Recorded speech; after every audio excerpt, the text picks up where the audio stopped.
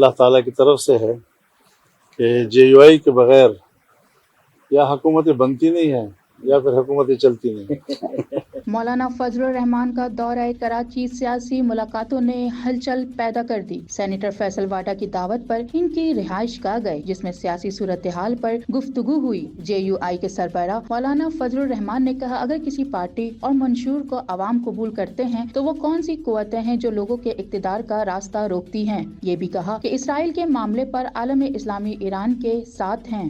कि अगर किसी पार्टी को, उसके मंशूर को अवाम कबूल करते हैं और वो एक अवामी क़ुव्वत बनती है, फिर कौन सी क़ुव्वतें हैं कि जो इक़्तिदार तक उनकी रसाई का रास्ता रोकते हैं और क्यों रोकते हैं।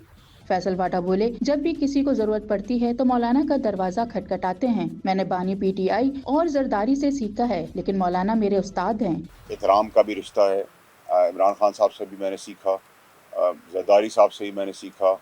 मौलाना साहब जो हम सबके गुरु हैं, सबके गुरु हैं, सबके उस्ताद हैं, सबके बड़े हैं, उनसे मैं सीख रहा हूँ। तो आप सोच लें, जब इतने सारे लीडरों के बीच में मैं सीख रहा हूँ तो मेरी शागिर्दी में भी मौलाना साहब कुछ दम गरप आ गई है। इससे पहले आर्ट्स काउंसिल में JUI के डिजिटल तरबियती कन्वेंशन से खिताब में कहा कि जदीद इजाद का इस्तेमाल गलत तरीके से किया जाए तो इसके बहुत नुकसानात हैं।